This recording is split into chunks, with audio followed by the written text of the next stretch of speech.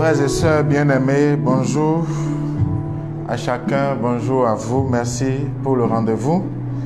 Nous sommes là aujourd'hui mardi, un jour particulier pour les enfants de Marie.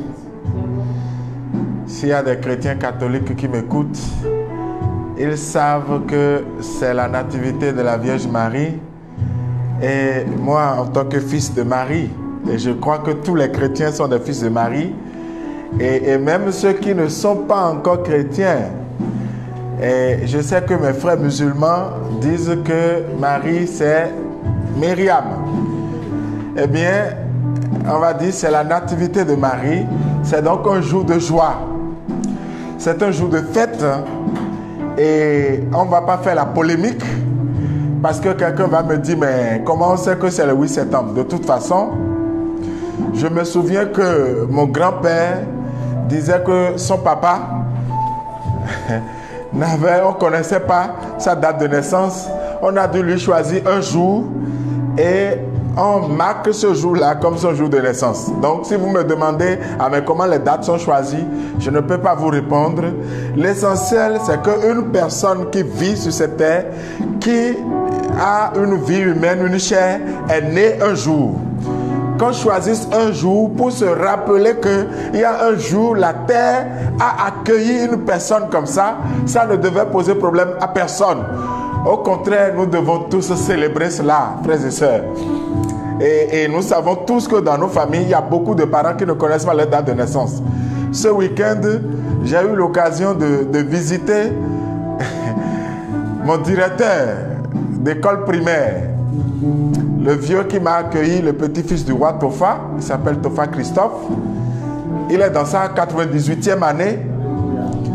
Et je suis allé lui rendre visite. J'ai eu la grâce de le rencontrer, de parler avec lui. Mais on ne sait plus quel jour il est né. On ne connaît pas.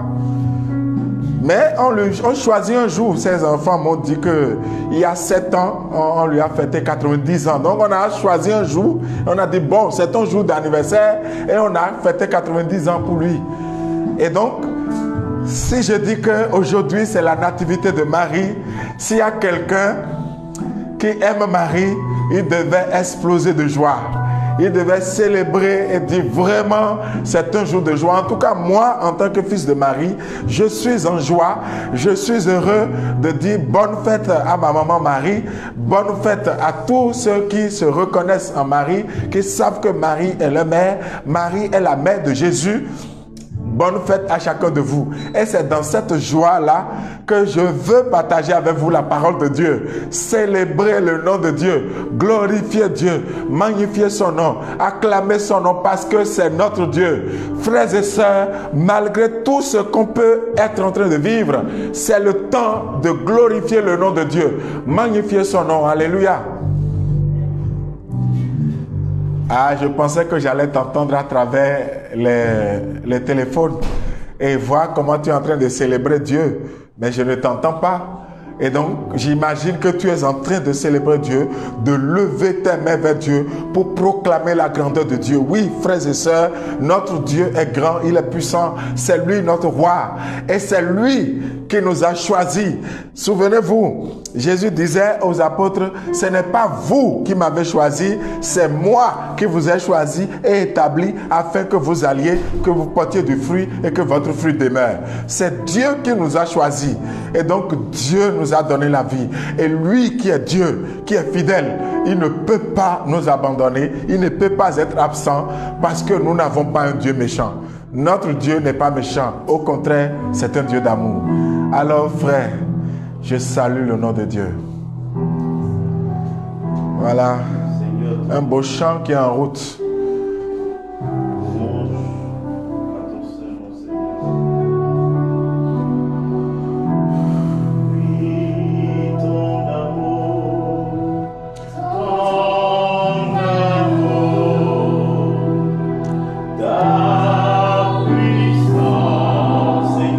Présence dans nos vies.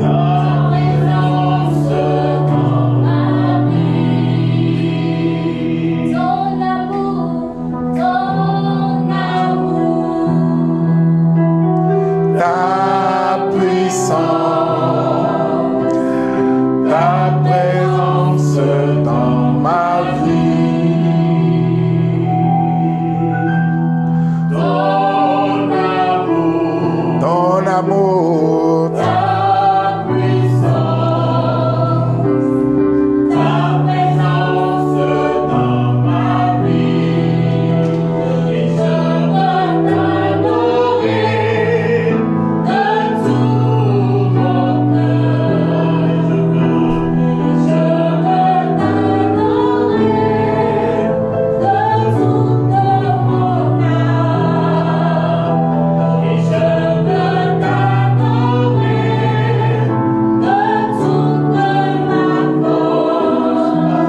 car tu es mon Dieu. Tu es mon Dieu.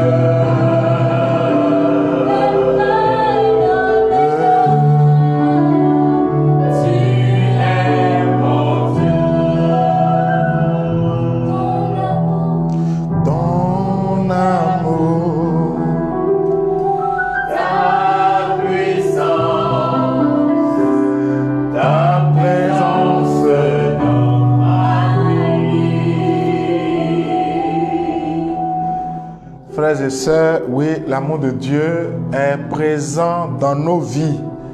Et vous voyez, prendre un chant comme ça, souvent, c'est quand il y a des événements de joie que nous sommes à l'aise de prendre des chants d'adoration. C'est quand tout va bien pour nous que nous prenons des chants, que nous célébrons Dieu. Et c'est quand nous avons réussi quelque chose, nous avons atteint un objectif, nous avons obtenu une promesse, nous avons réalisé quelque chose d'extraordinaire. Là, nos lèvres se déploient à célébrer la gloire de Dieu. Et nous disons, oui, mais notre Dieu est grand. Je peux dire, c'est bien, mais il nous faut faire mieux. C'est pourquoi, aujourd'hui, dans la suite de ce que nous avions commencé il y a 2 mardis, du psaume 33, venez et voyez combien est bon le Seigneur. Goûtez combien est bon le Seigneur. Faites l'expérience de la bonté de Dieu. Ça nous offre de vivre quelque chose de particulier qu'on appelle le sacrifice de louange. Le sacrifice de louange. Offrir la louange à Dieu alors que tout autour de nous dit le contraire. Alors que tout échoue autour de nous, alors que tout est bloqué autour de nous, alors que tout semble ne pas aller dans le sens que nous voulons, mais être capable d'élever l'adoration vers Dieu en ce moment est un sacrifice de louange qui est capital dans la manifestation de la gloire de Dieu dans ta vie. C'est pourquoi, frères et sœurs, j'ai un frère, il y a quelques années, qui me disait, avant que je ne me marie, il me faut d'abord construire ma maison. Il me faut acheter ma voiture. Enfin, avant que je me marie à l'église, avant que je n'aille faire le sacrement de mariage. Et il dit que je ne veux pas quitter l'église et aller dans une maison louée. Je ne vais pas quitter l'église et rentrer dans une voiture de quelqu'un. Et il développait cela. Mais plus il croyait en ça, plus il n'arrivait pas à réaliser et sa vie était bloquée. Jusqu'au jour où je lui ai dit, va te marier d'abord et puis le reste va venir. Et je bénis le Seigneur. Il y a plus de 15 ans, il s'est marié. Mais je peux vous dire que il est maintenant à sa 2e, 3e voiture. Il a déjà construit sa maison et il est dedans. Et donc, frères et sœurs, le sacrifice de louange est capital pour traverser les ravins de la mort. Parce que quand viennent ces moments, ce qui nous délivre, c'est la louange. Et moi, je peux vous dire quelque chose, frères et sœurs. J'ai toujours été... Je me suis senti toujours... Comment je vais dire? J'ai toujours eu honte. Quand je lis la traversée de Jéricho, quand je vois que Alors que la Bible déclare que Jéricho était barricadé. Personne ne pouvait y entrer et personne ne peut sortir. Et pour que les murs de Jéricho puissent tomber, Dieu n'avait trouvé autre inspiration que de demander au peuple de mettre les chantres devant, qu'ils soient en train de louer. Mais quel est le lien entre la célébration de la gloire de Dieu et le mur qui doit tomber? En fait, c'est la gloire de Dieu qui fait tomber le mur de Jéricho. Or, là où il y a célébration de la louange, de la gloire de Dieu, la gloire de Dieu descend parce que la parole dit Dieu siège au milieu de son peuple en louange. La maison qui loue le Seigneur, Dieu siège au milieu de cette maison. Le cœur qui loue le Seigneur, Dieu siège dans ce cœur. Mais si Dieu n'est pas chez toi, c'est peut-être parce que tu ne loues pas. Oh, frères et sœurs, nous aimons dire gloire à Dieu. Quand on nous annonce quelque chose d'important, on dit ah, Dieu va faire ceci pour toi. On dit oui, gloire à Dieu, oh Dieu est fort, Dieu est puissant. Mais vous savez ce que Job a dit à sa femme? Et c'est là où j'ai choisi quelques exemples bizarres. J'appelle ces exemples bizarres parce que je ne comprends pas ces hommes. J'ai prié Dieu pour avoir la foi de ces hommes, pour que Dieu puisse me donner cette foi. Et je crois que Dieu va me le donner, que je puisse réagir comme ces hommes. Je me souviens vous avoir dit, au début de l'église, un peu après la Pentecôte, au temps de Pierre, il y a eu une grande persécution qui s'était levée. Et dans cette persécution, conduite par un empereur qu'on appelait Néron, on attrapait les chrétiens. Et Néron appelait le peuple. Le peuple venait, on mettait les chrétiens et on libérait les lions. Et on entendait les chrétiens pendant qu'ils étaient déchirés par les lions. On les entendait célébrer la gloire de Dieu. Quand j'ai regardé le film Quo Vadis, où vas-tu, qui raconte un peu ce qui s'est passé, comment Pierre fuyait cette persécution et a rencontré Jésus qui lui a dit mais comme tu fuis, moi je reviens pour me faire crucifier une deuxième fois. Pierre est revenu. Et c'est justement sur cette place que Pierre a été crucifié, la tête en bas, les pieds en haut, parce qu'il disait qu'il n'était pas digne d'être crucifié comme son maître. Mais sur cette place, frères et sœurs, que de chrétiens qu'on a sacrifiés, qui étaient morts, mais en chantant la louange de Dieu. Comment est-ce qu'un lion est en train de déchirer ta peau, est en train de te manger cru, et tu es en train de célébrer la gloire de Dieu? Voici le sacrifice de louange, ce dont nous avons besoin aujourd'hui, ce dont les hommes et les femmes ont besoin aujourd'hui, les chrétiens ont besoin aujourd'hui. Quand on a vécu et on a touché la bonté de Dieu, on ne peut plus douter de cette bonté. Et alors, même quand c'est dur, même quand c'est difficile, même quand tout semble aller mal, on peut célébrer le Seigneur, on peut glorifier le nom du Seigneur, on peut continuer à le louer parce qu'on sait que lui, quel que soit ce qu'il se passe, lui il est bon. Quand tout croule et tout meurt autour de toi, Seigneur, autour de moi, Seigneur, tu es là, vivant près de moi.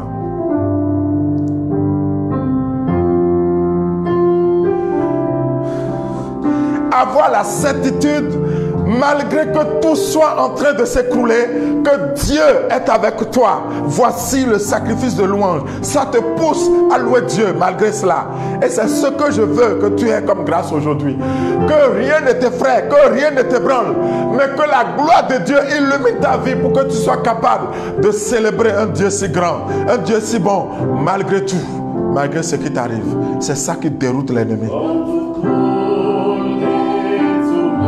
Quand tout croule et tout meurt autour de moi,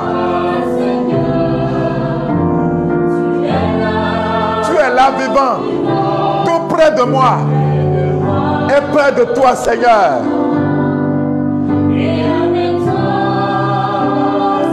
Je ne crains plus rien ici-bas,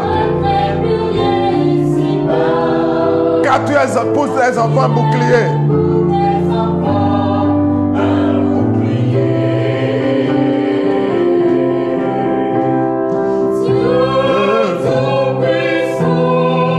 Dieu d'amour, roi de paix, Père qui tend l'oreille vers tes enfants. L'oreille à tous ceux qui crient vers toi. Je veux chanter ton nom, te bénir en tout temps, car tu es mon salut.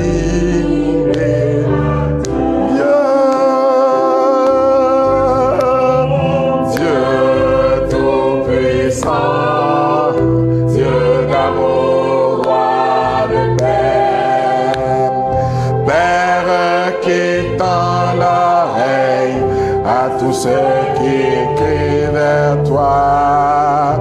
Je veux chanter ton nom, te bénir en tout temps, car tu es mon salut.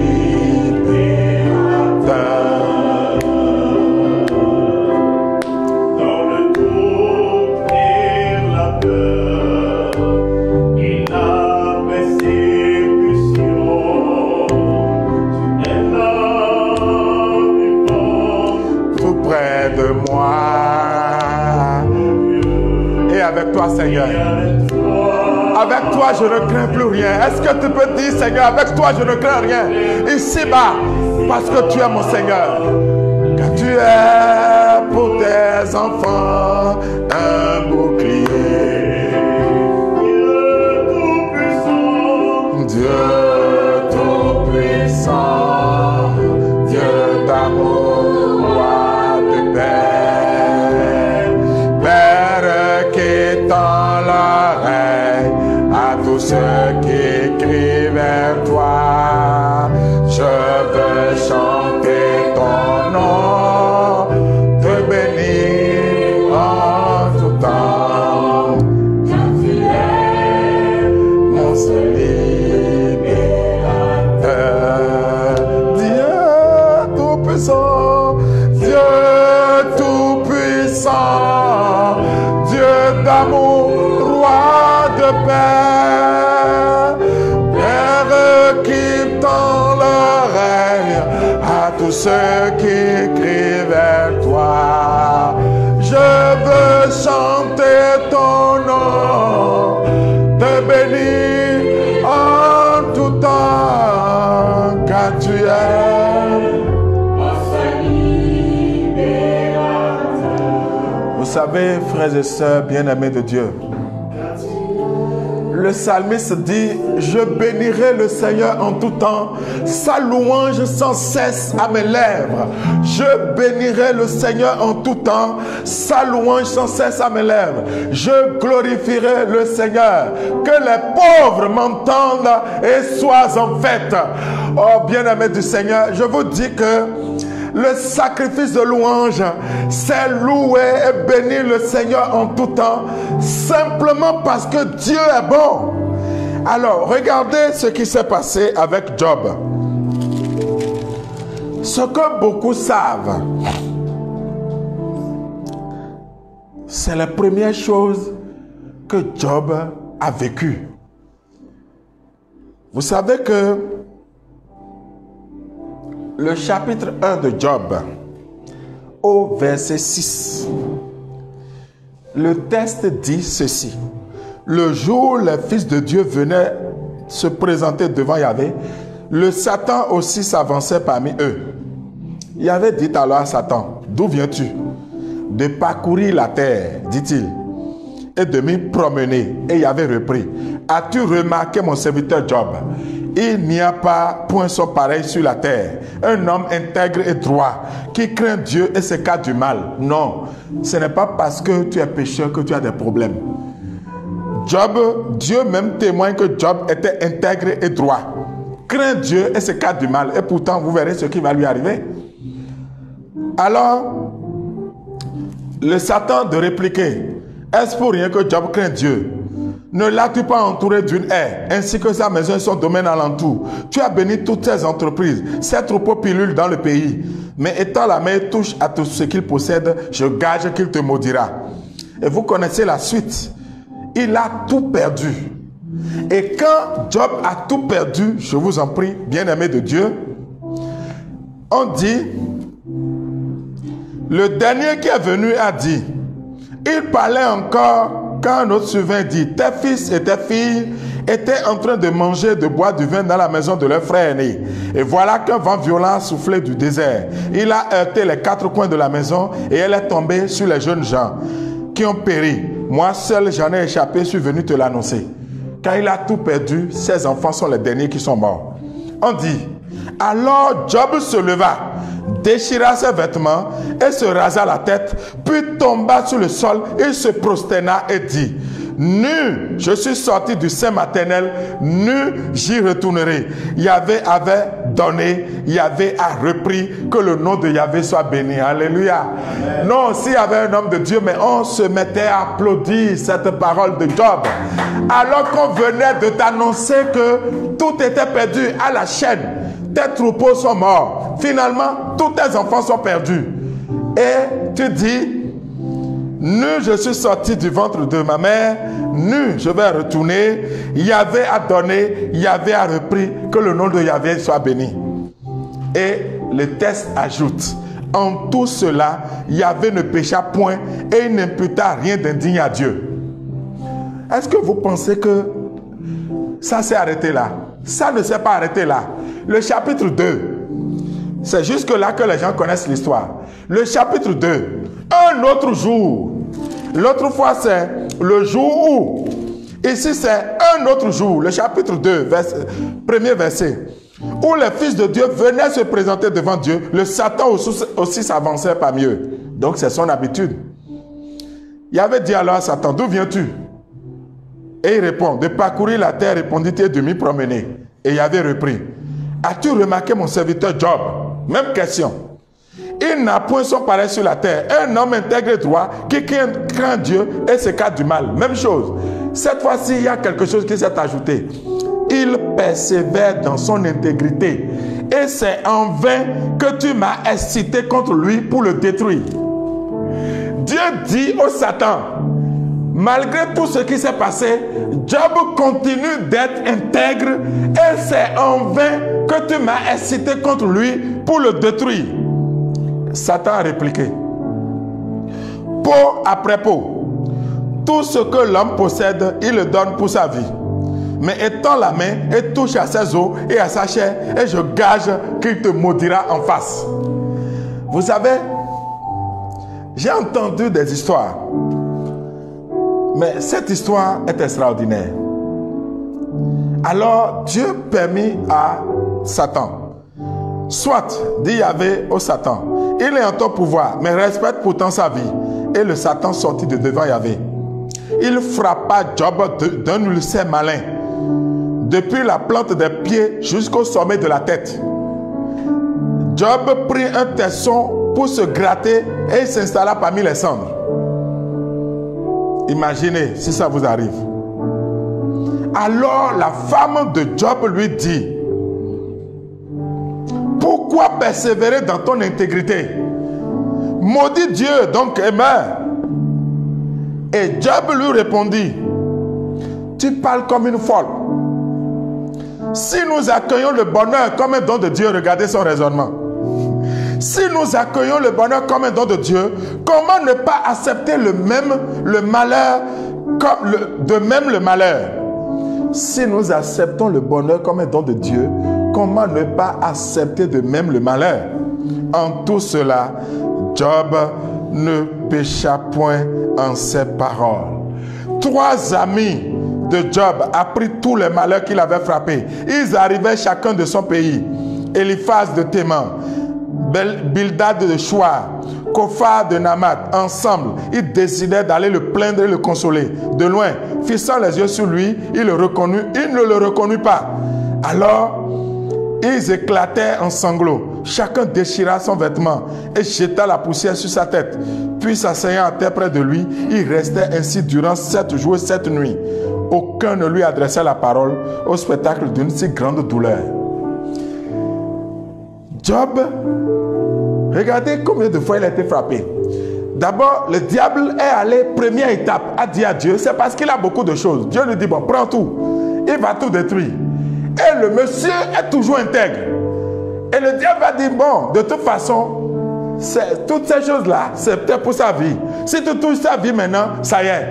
Et lui qui était un homme honorable, il avait tout. Il avait été frappé d'une ulcère. Ça veut dire qu'il y avait des plaies partout.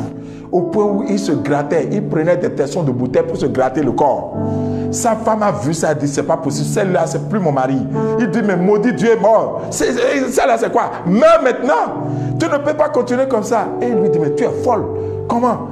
Quand on était heureux là, c'est Dieu, non? Pourquoi maintenant il y a le malheur, tu penses que ce n'est plus Dieu? Et Job ne pécha point. Les amis qui sont venus le voir, qui ont vu Job, ils connaissaient Job, ils l'ont vu avec les plaies. On a dit qu'ils se sont mis à pleurer. Ils ont jeûné 7 jours, 7 nuits, en se disant, c'est pas possible que ce qui arrive à Job.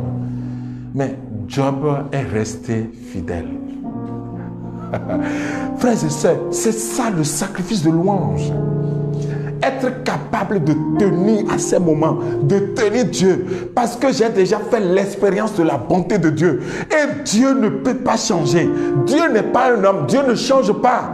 Dieu est toujours bon. Dieu est bon, frères et sœurs. Et tu dois tenir ça. Et tenir dans les moments que tu passes, qui sont des moments d'humiliation. Quand viennent les moments d'humiliation, c'est quand tu te souviens de la bonté de Dieu que tu tiens. Tu sais que ce n'est qu'un passage. Un autre temps va venir. Et Job a tenu bon. Et Dieu a laissé le problème durer un temps. S'il vous plaît. Mais allez lire le chapitre 42 de ce même livre. Vous verrez que Job a été restauré. J'ai bien envie de vous le lire. Parce que Job a dit à Dieu, je te connaissais par ouï dire, mais maintenant mes yeux ont vu ton salut. Ah, bénissons Dieu qui a restauré Job. Je sais que tu es tout puissant, dit Job à Yahvé. Ce que tu conçois, tu peux le réaliser. Qui est celui-là qui voile tes plans par des propos dénués de sens? Oui, j'ai raconté des œuvres grandioses que je ne comprends pas, des merveilles qui me dépassent et que j'ignore. Écoute, laisse-moi parler. Je vais t'interroger, tu m'instruiras. Je ne te connaissais que par ouï dire, mais maintenant mes yeux t'ont vu. Aussi, je me retraite et m'inflige sur la poussière et sur la cendre. Comment quelqu'un qui a subi tant d'humiliation peut parler comme ça? Alors, 42, verset 10, vous pouvez lire ceci. Et Yahvé restaura la situation de Job, tandis qu'il intercédait pour ses amis. Pendant que Job était dans cette situation, Dieu envoya des gens vers lui pour qu'il intercède pour eux parce qu'ils étaient en difficulté. Et pendant que Job intercédait, Dieu a restauré Job. Et même Yahvé a cru au double tous les biens de Job. Double tous les biens de Job. Celui-ci vit venir vers lui tous ses frères et toutes ses sœurs, ainsi que tous ceux qui le fréquentaient autrefois, partageant le pain avec lui dans sa maison. Il s'apitoyait sur lui et le consolait de tous les maux que Yahvé lui avait infligés. Chacun lui fit cadeau d'une pièce d'argent. Chacun lui laissa un anneau d'or. Yahvé bénit la condition dernière de Job, plus encore que l'ancienne. Alléluia. Il posséda 14 000 brebis, 6 000 chameaux, 1000 paires de bœufs et 1000 ânesses. Il eut 7 fils et 3 filles. La première, il la nomma Touterelle. La seconde, Cinnamon. La troisième, Corn Afad. Dans tout le pays, on ne trouvait pas d'autres belles femmes que les filles de Job. Et le père leur donna une part d'héritage en compagnie de leurs frères. Après cela, j'aime la fin. Après cela, Job vécut encore 140 ans. Et il vit ses fils et les fils de ses fils jusqu'à la 4e génération. Puis Job mourut chargé d'ans et rassasié de jours. c'est exprès, je vous ai lu le début de Job et je vous ai lu la fin de Job. Quand on a regardé ce qui s'est passé au début, on ne peut pas présager de ce que sera la fin. Mais que s'est-il passé pour que la fin soit ainsi? C'est le sacrifice de louange, la capacité à proclamer la fidélité de Dieu malgré tout ce qui arrive, malgré tout ce qui se passe, proclamer que Dieu est bon. S'il te plaît, même si tu as commis les péchés les pires du monde, même n'importe quoi tu as fait, entre en toi, dis à Dieu, je suis un pauvre pécheur, j'ai fait du mal pour ton nom. Pardonne-moi Seigneur, mais je sais que tu es fidèle et que tu ne me frapperas pas pendant longtemps pour ma faute. Et commence à louer Dieu, célèbre Dieu, décide de changer de vie et célèbre Dieu. La gloire de Dieu va se manifester dans ta vie. Alléluia. Vous savez, je vais vous présenter un autre. Il s'appelle Tobie. Il s'appelle Tobie. Tobie raconte, nous sommes dans Tobie chapitre 2, verset 9 et suivant. Amusez-vous à lire. Ce soir-là, je pris un bain et j'allais dans la cour. Je m'étendis le long du mur de la cour comme il faisait chaud. J'avais le visage découvert. Je ne savais pas qu'il y avait au-dessus de moi des moineaux dans le mur. De la fiente me tomba dans les yeux toute chaude. Elle provoqua des taches blanches que je dus aller me faire soigner par les médecins. Puis il m'appliquait d'onguent. Puis plus il m'appliquait d'onguent, plus les taches m'aveuglaient et finalement la cécité fut complète. Je restai 4 ans privé de la vue. Tous mes frères en furent désolés. Et Aïka pourvu à mon entretien pendant 2 années avant son départ. À ce moment-là, ma femme, Anna, prit du travail d'ouvrière. Elle filait de la laine et recevait. Et puis, jusqu'au verset 13. En rentrant chez moi, le chevreau se mit à berler. J'appelai ma femme et lui dis, d'où sort ce cabri? Et s'il avait été volé, rends-le donc à ses maîtres. Nous n'avons pas le droit de manger le produit d'un vol. Elle me dit, mais c'est un cadeau qu'on m'a donné par-dessus le marché. Je ne la crus pas. Et je lui dis de le rendre à ses propriétaires. Alors elle répliqua, la femme Anna là, de Tobie, elle lui réplique, où sont donc tes aumônes? Où sont donc tes bonnes œuvres? Tout le monde sait ce que cela t'a apporté. Parce que lui, Tobie, faisait du bien. Et c'est sur ses yeux que la fiente des oiseaux est tombée et puis il est devenu aveugle. Maintenant, il entend le bruit d'un cabri, sachant que sa femme n'a pas les moyens d'acheter un cabri. Elle demande d'où vient le cabri. Il faut aller retourner au propriétaire si c'est volé. Il ne faut pas regarder notre condition et trahir notre intégrité. Et la femme s'énerve maintenant pour lui dire, mais toi là, tu es intègre. Ton intégrité là même a conduit où? Les aumônes là, ça c'est passé où maintenant? Les biens que tu faisais, c'est où maintenant? On a vu ce que ça t'a apporté, tu es devenu aveugle. Vous voyez? Mais lui, il dit, l'âme désolée, je soupirais, je pleurais et je commençais cette prière de lamentation. Écoutez bien, tu es juste Seigneur. Comment est-ce que quelqu'un qui, après avoir fait du bien, est devenu aveugle, va dire à Dieu qu'il est juste? En fait, il ne parle pas à Dieu de sa souffrance, mais il reconnaît qu'il est Dieu. Ce n'est pas parce que tu souffres que Dieu n'est plus Dieu.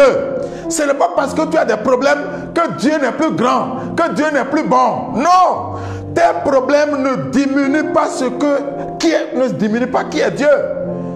Tes difficultés ne signifient pas que Dieu a changé. Lui a proclamé, tu es juste Seigneur. Il ajoute, et toutes tes œuvres sont justes. Même le fait que je sois aveugle, Seigneur, c'est juste. C'est ce qu'il dit. Toutes tes voies sont grâce et vérité. Et tu es le juge du monde. Et maintenant, toi, Seigneur, souviens-toi de moi. Regarde-moi. Ne me punis pas pour mes péchés, ni pour mes ignorances, ni pour celles de mes pères, car nous avons péché devant toi et violé tes commandements. Et tu nous as livrés au pillage, à la captivité, à la mort, puisqu'ils étaient en esclavage. Ils étaient en esclavage. Le peuple était en déportation. Ils n'étaient pas sur la terre. C'est d'ailleurs pour ça qu'on avait interdit d'enterrer les morts, parce que leur pratique, ils voulaient continuer, et là où ils sont allés, le roi a dit jamais ils ne vont pas le faire. Mais lui, Tobie, a défié la loi du roi et allait enterrer ses frères qui sont morts. Il continue. À la fable, à la risée, au blâme de tous les peuples où tu nous as dispersés. Et maintenant, tous tes décrets sont vrais, Seigneur, quand tu me traites selon mes fautes et celles de mes pères, car nous n'avons pas obéi à tes ordres, ni marché en vérité devant toi. Et maintenant, traite-moi comme il te plaira. Ah, non, Tobie, tu es fort. Traite-moi comme il te plaira. Daigne me retirer la vie. Je vais être délivré de la terre et redevenir terre, car la mort vaut mieux pour moi que la vie. J'ai subi des outrages sans raison et j'ai une immense douleur. Seigneur, j'attends que ta décision me délivre de cette épreuve. Laisse-moi partir au séjour éternel. En fait, il ne se suicide pas, mais il dit à Dieu de venir retirer sa vie, parce qu'il professe que c'est Dieu qui donne la vie. Et vous voyez, quand il finit de se faire cette prière, dans le même temps, il y a Sarah aussi qui priait de l'autre côté. Et la suite, nous savons. Si vous lisez Tobie 12, vous allez voir. Dieu a envoyé Raphaël. Raphaël est venu et a délivré Sarah et a guéri Tobie de sa cécité et lui a dit, je suis Raphaël, l'un des anges qui se tiennent en face de Dieu. Mais s'il n'avait pas fait ce sacrifice de louange, aurait-il l'occasion de parler face à face avec l'archange Raphaël?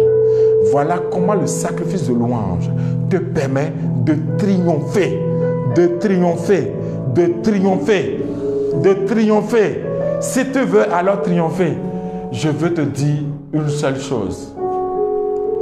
Célèbre Dieu. Glorifie le Seigneur Jérusalem, célèbre ton Dieu au Sion. C'est un psaume qu'on proclame, hein, et je crois souvent les samedis ou les dimanches, et dans les laudes, on chante ça. Glorifie le Seigneur, ô Jérusalem, célèbre ton Dieu au Sion.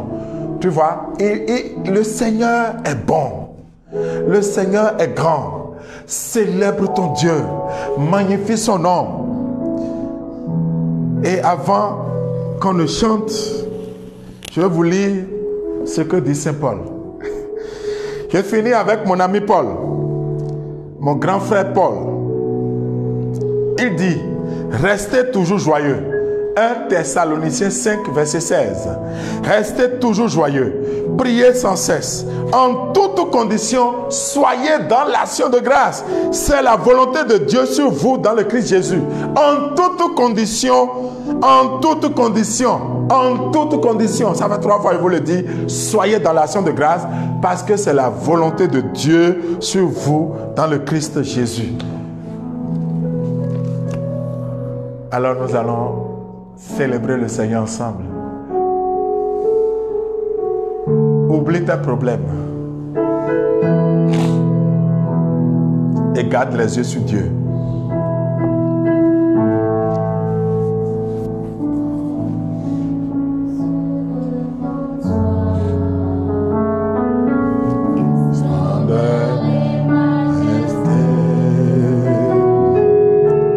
Par l'infiniment grand, l'infiniment petit, oh, et par l'infiniment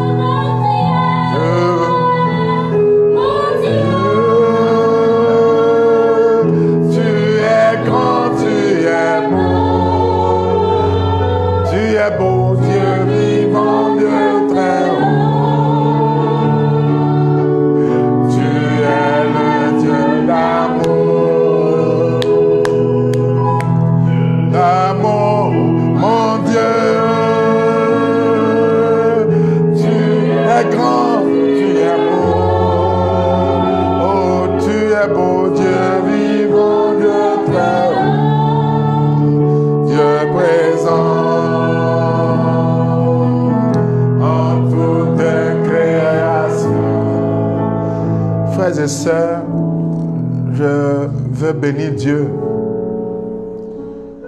Le premier enseignement que j'avais donné de cette série du psalmiste, venez et voyez comme est bon le Seigneur. Il y a une sœur qui a écouté cet enseignement alors qu'elle a perdu récemment un de ses fils. Et elle disait que cet enseignement l'a consolée et lui a redonné le goût de vivre. Parce que quand vous êtes frappé par un certain type d'épreuve, vous pouvez rentrer en conflit avec Dieu. Je veux saluer la foi de cette sœur et bénir Dieu pour elle. Et ça, son histoire m'a simplement rappelé l'histoire d'une sœur. Une autre sœur qui était venue à moi parce qu'elle venait de perdre son fils aussi. Qu'elle avait 2 filles, un garçon. Le garçon venait de mourir. Elle a fait un rêve. Le garçon a eu la fièvre. Le garçon est mort. Et la petite fille, elle venait encore de faire un rêve. Et la toute petite fille a encore eu la fièvre. Un peu comme le même scénario. Quand quelqu'un lui a dit, mais il faut que tu ailles voir le frère Antoine. Je rends la gloire à Dieu parce que c'est jamais un homme qui réalise. Je voudrais vous le rappeler qu'aucun homme n'a aucun pouvoir ni aucune grâce. La grâce et le pouvoir viennent de Dieu. D'ailleurs, en fait, ce n'est pas un pouvoir, c'est Dieu qui en nous agit selon les choses qu'il veut faire. Donc, c'est Dieu qui a réalisé. Alors, quand elle est venue, nous sommes mis à prier et à arrêter le cycle de mort qui était sur cet enfant. Le mari de cette sœur était vraiment un païen, c'est-à-dire qu'il ne croyait pas en Dieu. Il faisait toutes ses courses de son côté. Mais j'ai dit à la sœur, croyons en Dieu et marchons. On a prié et cette fille est vivante. Aujourd'hui, je peux vous dire, cette petite fille avait 2 ans ou 3 ans. Aujourd'hui, et je crois qu'elle passe en 3e au collège. Donc, cette histoire, il y a un peu longtemps, hein. Et pendant que nous accompagnions cette fille, et je priais pour cette fille-là, l'intuition m'est venue de dire à la sœur, Dieu va te donner un autre garçon. Tu vas tomber enceinte et ça va être un garçon et Dieu va te consoler. Ce qui va se passer, quelques mois après, elle est tombée enceinte et ça a été un garçon qui est né. Et j'étais au baptême avec un prêtre. Quand on a prié, le prêtre a fini le baptême.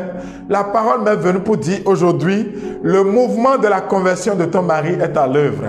S'il vous plaît, bien-aimés du Seigneur, il y a 2 ou 3 ans, ils ont célébré le mariage religieux à l'église. La veille, le monsieur a fait le baptême chrétien catholique. Et donc, ce couple vit comme des catholiques aujourd'hui. Et je veux rendre la gloire à Dieu. La gloire appartient à Dieu. Alors, regardez de l'histoire du décès de ce garçon, tout ce que Dieu a réalisé dans cette famille de façon spirituelle.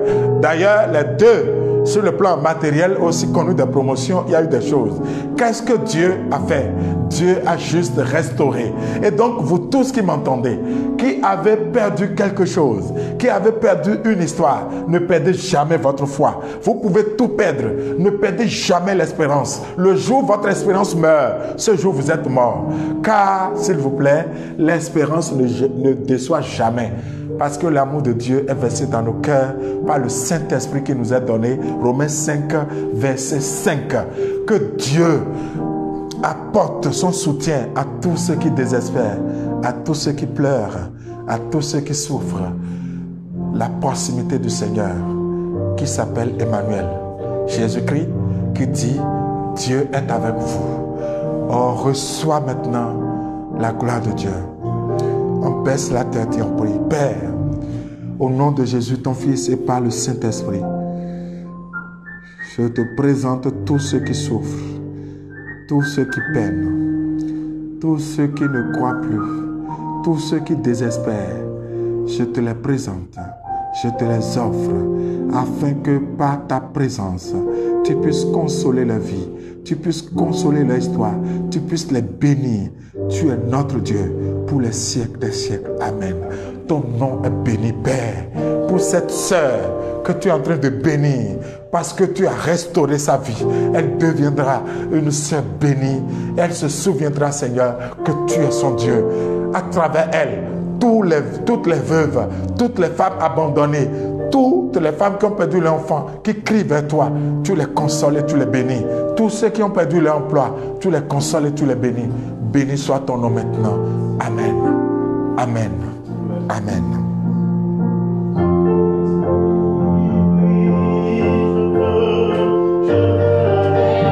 Plus haut, je veux aller plus haut avec toi. Saint-Esprit, je veux aller plus haut, je veux aller plus haut avec toi. Saint-Esprit, je veux aller plus loin, je veux aller plus loin avec toi. Saint-Esprit, je veux aller plus loin, je veux aller plus loin avec toi. Saint-Esprit, oh, je veux aller plus loin, je veux aller plus loin avec toi, avec toi. Saint-Esprit, allons plus haut avec le Saint-Esprit. Je veux aller plus haut, je veux aller plus haut avec toi.